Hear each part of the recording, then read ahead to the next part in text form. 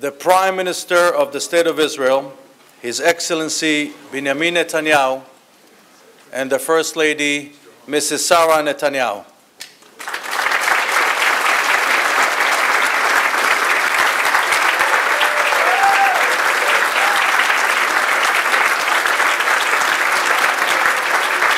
Every time I come to the UN, I try to tell the truth as it is. But here's a picture I didn't show in the UN yesterday. You see this? This picture? Can you see it?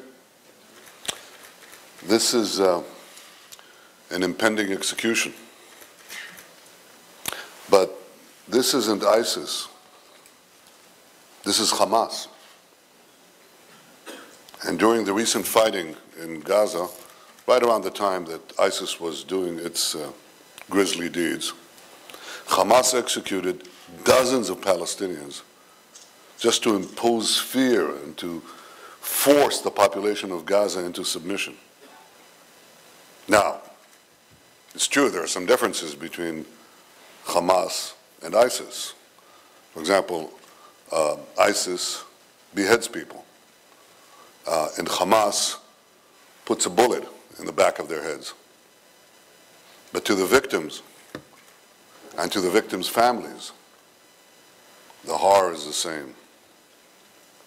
The point I was trying to make yesterday, and I'm making today, is that we are faced with a worldwide network of militant Islamist groups and regimes. It's not that they have a common war room. They have war rooms against each other because all of them wish to dominate first the region in which they're in and then ultimately the entire world. But they all share this fanatic ideology. They all have not only unbridled ambitions but also savage methods. And the more they have the capability to realize their ambitions, the more they'll unleash their pent-up aggression against our common civilization. This is the point that I think is most important. We all support the effort led by President Obama to stop and defeat ISIS. There's no question that has to be done. But to defeat ISIS and leave Iran as a threshold nuclear power is, as I said yesterday, I'll say it again, is to win the battle and lose the war. We have to stop ISIS, defeat ISIS, but we have to prevent Iran from getting the capability to produce nuclear weapons.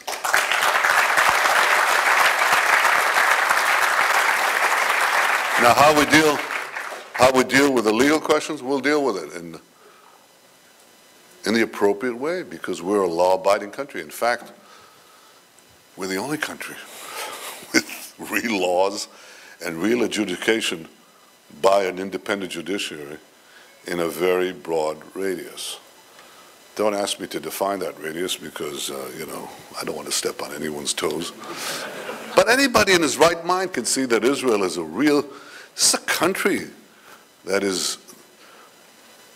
obeys the norms of morality, both on the battlefield and off the battlefield, in the way we don't tolerate diversity and plurality. We celebrate it. We celebrate it in the streets of our cities. We celebrate it in the diversity of our population. We celebrate it in the Knesset. Oh.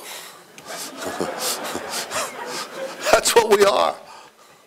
And we're a country of the rule of law, so don't worry about that. Laurie asked, what is the biggest thing you can do here? Just tell the truth as I did. Tell the truth. Don't apologize. Don't apologize. Tell the truth. Tell the truth. Be armed with fact and argument. Just stand up. Be proud. Be unbowed. Thank you very, very much. Thank you all.